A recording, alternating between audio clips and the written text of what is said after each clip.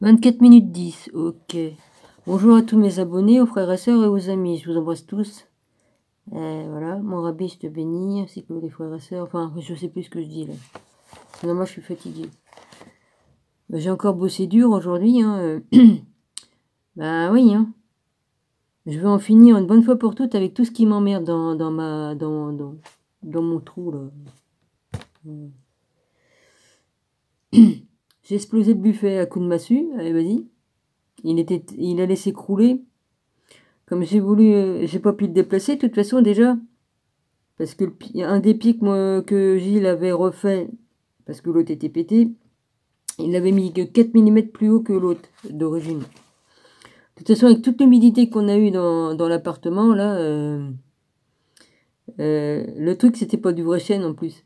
C'était du panneau compressé avec des plaques de machin collées dessus. Donc, avec toute l'humidité qu'il a pris dedans, ben, le truc, de toute façon, ça datait des années 50. Ce buffet-là, ça venait de ma belle-mère. Elle a eu ça après un déluge. Ouais, enfin, bref.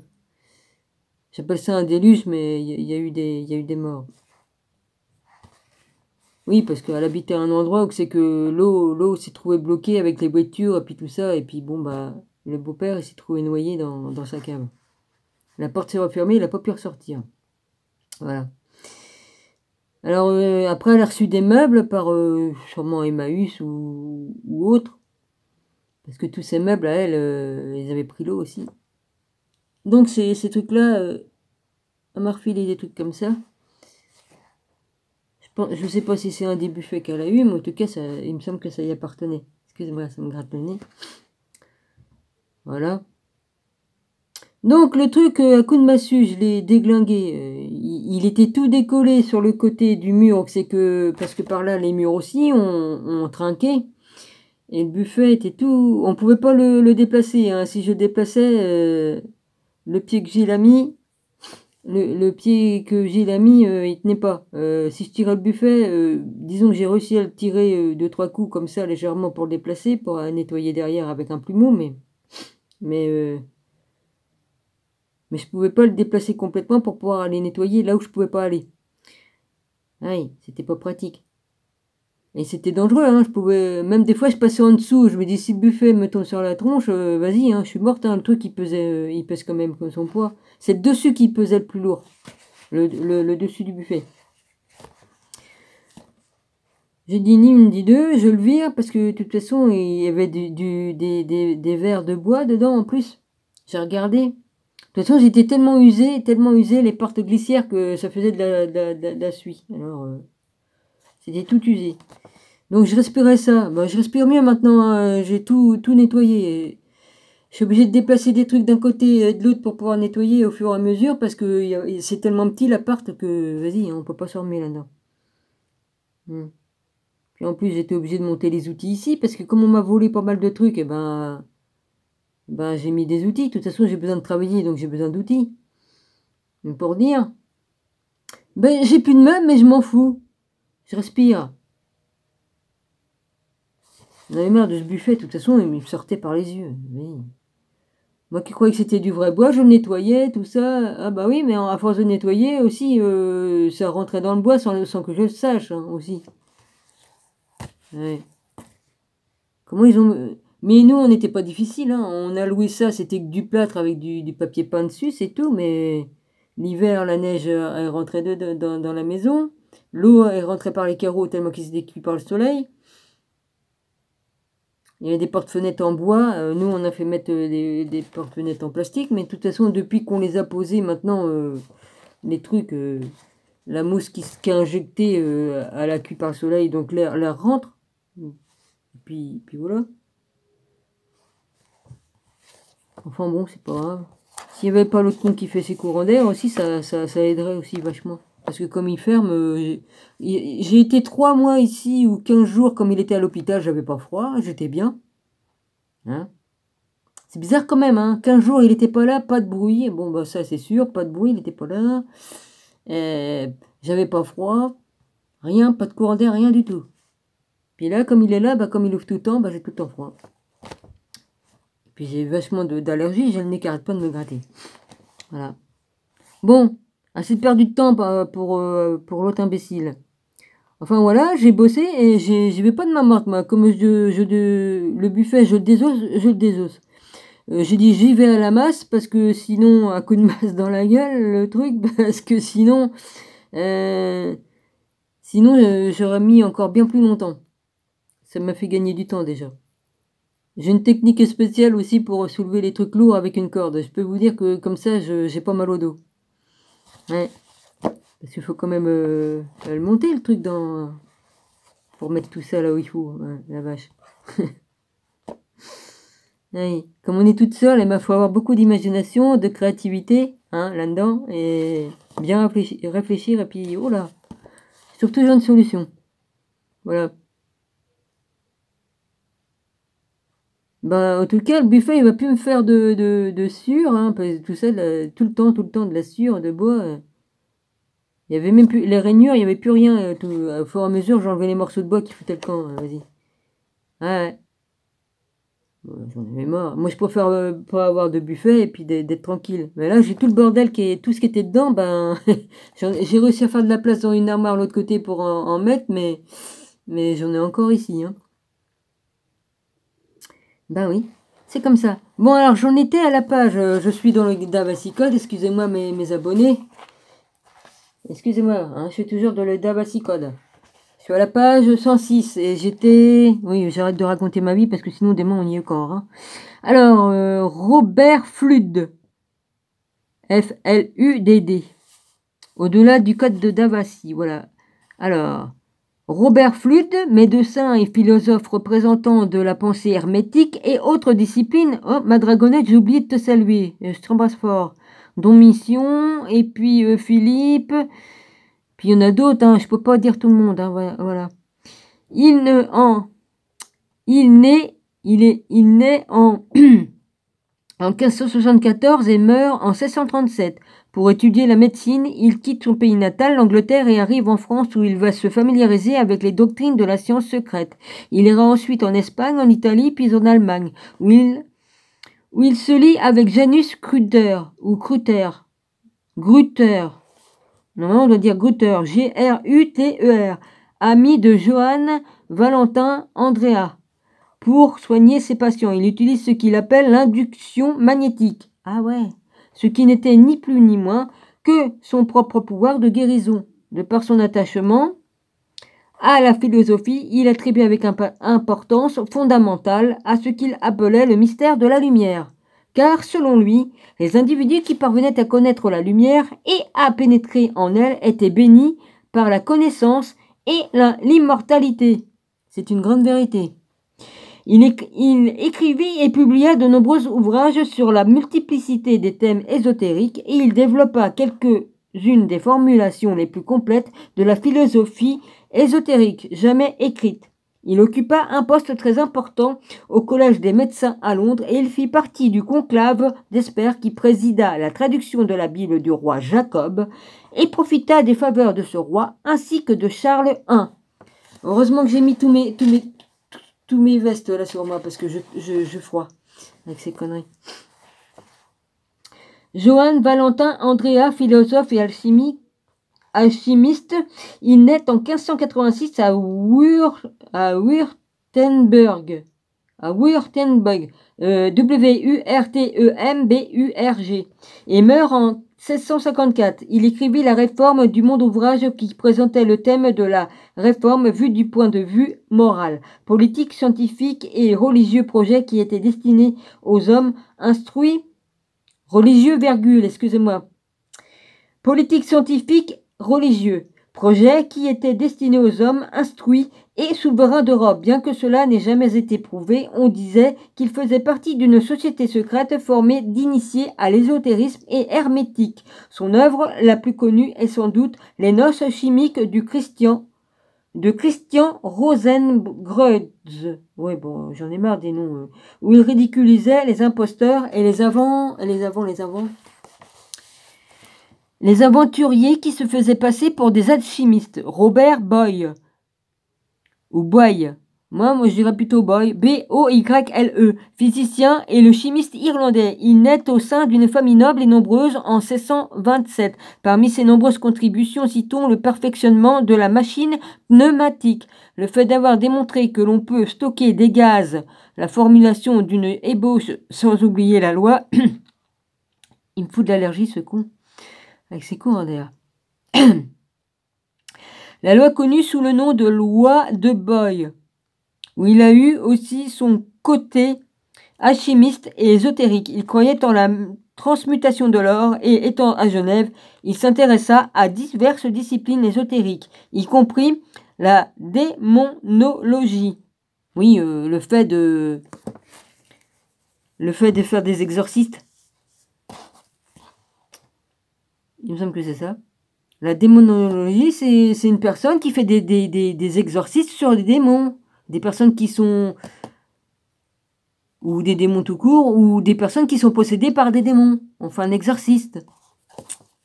Enfin, il me semble que c'est ça. Hein. Maintenant, si je me suis trompée, bon, ben voilà. Hein. Bon. Alors, citons le perfectionnement de la machine pneumatique. Il fait ça... Il fait... Le fait d'avoir démontré que l'on peut stocker... non, je retourne trop loin. Transmutation de l'or étant en Genèse, il s'intéressa à diverses disciplines ésotériques, y compris la démonologie. Il fut très ami avec Isaac Newton et John Locke, avec lesquels il se réunissait pour parler sciences et alchimie. Au fil du temps, il s'intéressa de plus en plus aux questions religieuses et écrivit divers essais sur le thème en 1680. Il fut membre de la Royal Society, il mourut en 1691 et avant cela, il remit à ses deux amis Newton et Locke des échantillons d'une mystérieuse poudre rouge qui apparaissait largement dans sa correspondance et dans les annotations de ses expériences d'alchimie. Comment qu'il l'écrit là? Locke, Newton et Locke. Alors Locke, L-O-C-K-E. Voilà, ça s'écrit comme ça. Alors, Isaac Newton, excusez-moi, est né en Angleterre en 1642, père de la mécanique et de l'optique. Il découvrit la loi de l'inverse du carré et de la gravitation, développe son calcul des fluxions, généralise le théorème de binôme, fait apparaître la nature physique des couleurs, vérifie sa loi sur la gravitation universelle et établit la compatibilité entre sa loi et les trois lois de Kepler sur les mouvements planétaires. En 1687, il publie ses célèbres philosophies Naturali Principia Mathematica, trois ouvrages qui contiennent les fondements de la physique et de l'astronomie écrits dans le langage de la géométrie pure. Toi, tu vas me le payer cher, toi, ta connerie. Enfin, c'est pour moi qui va te faire payer ton truc, là, ce que tu me fais faire. Ce que tu me fais. Faut que j'endure ça tous les jours. Vas-y, non mais oh. À cette époque... Attends, j'en suis d'où? À cette époque, de véritable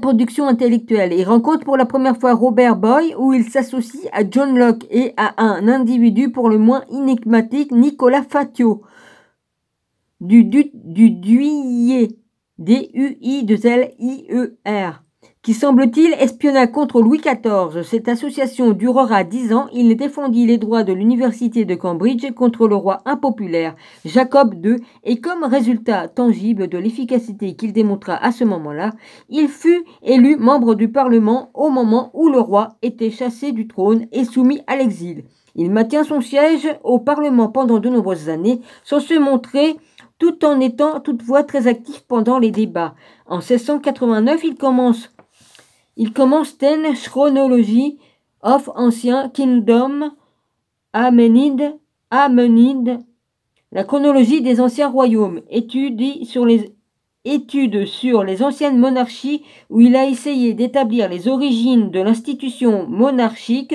tout comme la primatie et d'Israël sur les autres cultures de l'Antiquité, sur la base d'avoir été le dépositaire d'une connaissance divine qui aurait ensuite été corrompue et diluée. L'une des thèses de base de ce travail était que, malgré la perte et la dilution de ces connaissances, quelque chose aurait filtré jusqu'à Pythagore, dont la musique des sphères était pour Newton une métaphore de la loi de gravité, comme beaucoup de francs-maçons, il attribuait une grande importance aux dimensions et la configuration du temple de Salomon. Oh bah, je pense bien, le temple de Salomon. Qui, supposait-il, cachait des formes chimiques. Il fut nommé président de la Royal Society en 1703 et à la même époque à peu près, il se lia d'amitié avec un jeune réfugié français, Jean de Sagulier, qui était l'un des responsables des expériences de la Royal Society et qui, les années suivantes, deviendra l'une des principales figures de la prolifération de la franc-maçonnerie européenne. Il n'y a aucune preuve que Newton ait été aussi franc-maçon, mais il est certain qu'il était membre d'une institution semi-maçonnique appelée le Club des Chevaliers de Spalding.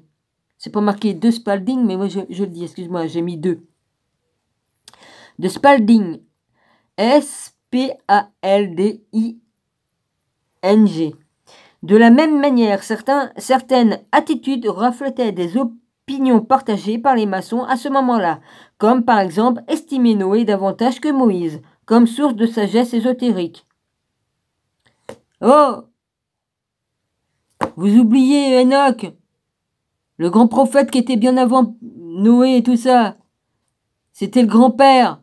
Enoch était le grand-père de Enoch ou de Mathusalem. Il était le père d'un des deux. Ouais, enfin, je me mélange les pinceaux avec un dyslexie. Excusez-moi. Hein? Vous en faites quoi? Vous avez retiré tout ça de la Bible, de la Torah. J'arrêterai pas de le dire, je le dirai parce que c'est une vérité. Qu'est-ce que vous faites de Enoch, le grand prophète, qui a prophétisé sur Jésus? Hein? Ouais. On efface tout, puis vas-y, on n'en parle plus. C'est ce qu'ils veulent, effacer tout. Hein? Excusez-moi, bientôt c'est eux qui vont être effacés par Jésus. Comme Dieu va se mettre en colère, il va se mettre en colère, je vous le dis. Et c'est normal. Il y a un moment à tout, hein. Il y a un moment à tout, hein. Ça c'est sûr, hein. Ouais. Pendant les 30 dernières années, alors estimé Noé davantage que Moïse comme source de sagesse ésotérique. Pendant les 30 dernières, et puis de la Sophia, qu'est-ce que vous en faites? La sagesse de Jésus-Christ, hein? Sophia, c'est Baoth, ou Sabaoth, ouais, enfin, je me mélange. Hein? Ouais, ça aussi, on veut l'effacer.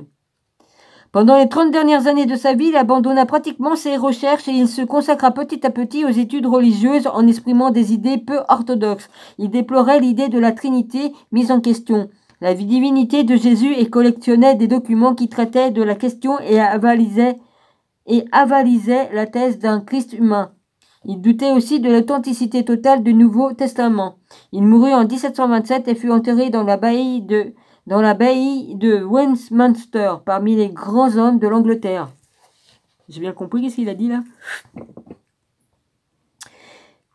Alors, il se consacra petit à petit aux études religieuses en exprimant des idées peu orthodoxes. Il déplorait l'idée de la Trinité, le Père, le Fils et le Saint-Esprit. Il existe le Saint-Esprit puisqu'on le reçoit. Bah, on est le temple. On est tous le temple. Si on reçoit Jésus en nous, l'Esprit du Père et du Fils, il est en nous. Ils ne font qu'un, tous les deux. Alors, tout en étant deux. Ça, c'est un mystère. Bon.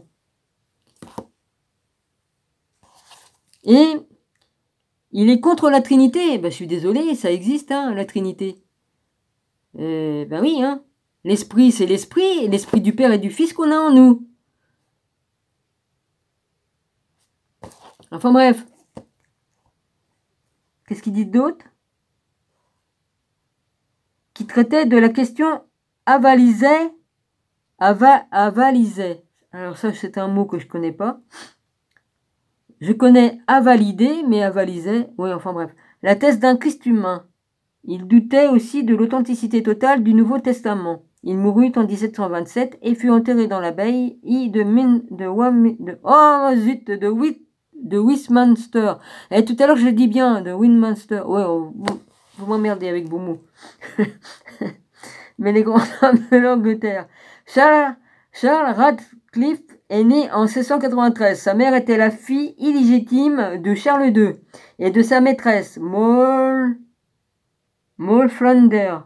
Pour sa mère, il était donc le petit-fils de Charles II. Il était aussi le cousin du prétendant Charles Stuart et de George Lee, comte de Lichfield, non, de Lichfield, d'autres petits-fils illégitimes du roi Stuart. Il consacra une grande partie de sa vie au service de la cause de sa maison, celle des Stuart. Il mourut en 1746.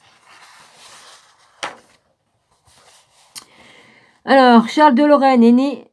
Ah oui, puis le Jésus en chair, bah c'est normal, il était divin par son père. Il était porté par sa mère Marie, qui était une femme comme nous les humains, de chair.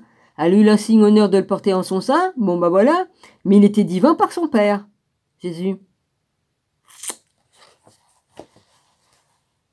Voilà. Donc il était bien un homme de chair. Bah oui, il était bien dans un corps d'un homme de chair. Alors, Charles de Lorraine, alors pourquoi le nier? Je sais pas. Hein, et nier qu'il soit divin, bah non, moi je nie pas. Il est vraiment divin. Il est né en 1712. Alors, Charles de Lorraine est né en 1712, se marie en 1744 avec Marie-Anne, la sœur de l'impératrice autrichienne Marie-Thérèse, bah, celle qui est la mère de Marie-Antoinette. Et la même année est nommé gouverneur général des Pays-Bas autrichiens, aujourd'hui la Belgique. Ah, les Pays-Bas, qui est devenu la Belgique. Hein? Pays-Bas des Autrichiens, aujourd'hui la Belgique. Ah oui, d'accord. Et commandant en chef et chef de l'armée autrichienne, il fut l'un des principaux et l'un des plus brillants militaires de son époque, bien qu'il ait été vaincu par Frédéric le Grand pendant la bataille de Lutzen. L-E-U-T-H-E-N. En 1757. Voilà. Après cet échec, Marie-Thérèse le relève de ses fonctions. Il se retire à Bruxelles, où il s'installe comme mécène des arts, réunissant autour de lui une cour brillante. 12 ans suis-je 21, il me reste encore 3 minutes. Alors, bien qu'il ait été vaincu par Frédéric le Grand, après cet échec, Marie-Thérèse le relève de ses fonctions. Il se retire à Bruxelles et s'installe comme mécène des arts, réunissant autour de lui une cour brillante. En 1761, il devient grand maître de l'ordre teutonique, vestige des anciens chevaliers teutoniques, protégés germaniques des Templiers. Il meurt en 1780. Maximilien de Lorraine, fils de Marie-Thérèse et neveu favori de Charles de Lorraine, est né en 1756 à la suite d'un accident qui l'empêche de suivre une carrière militaire. Il se dédie à l'Église et en 1784, il est nommé évêque de Münster et archevêque et électeur impérial de Cologne. En 1790, lorsque meurt son oncle Charles, il devient... 1780, pardon.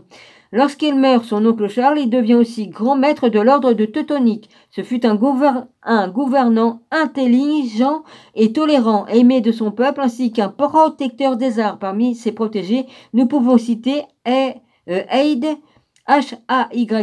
Mozart et Beethoven. Il est supposé avoir appartenu à une association de franc-maçonnerie. Il est mort en 1801. Voilà, bah j'arrête ici. Après, il y aura Charles Nodier. Voilà, page 110. Voilà, je vous embrasse tous, soyez tous bénis, voilà, et ma dragonne aussi, les amis, les frères et sœurs. Je me suis fait quelques amis à l'endroit où je vais, mon rabbi.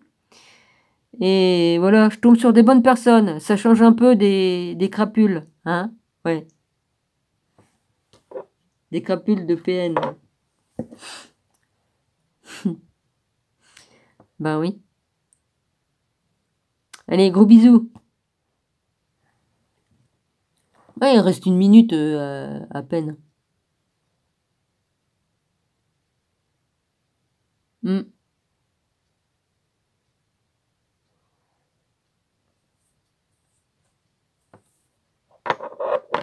bah je vais l'arrêter.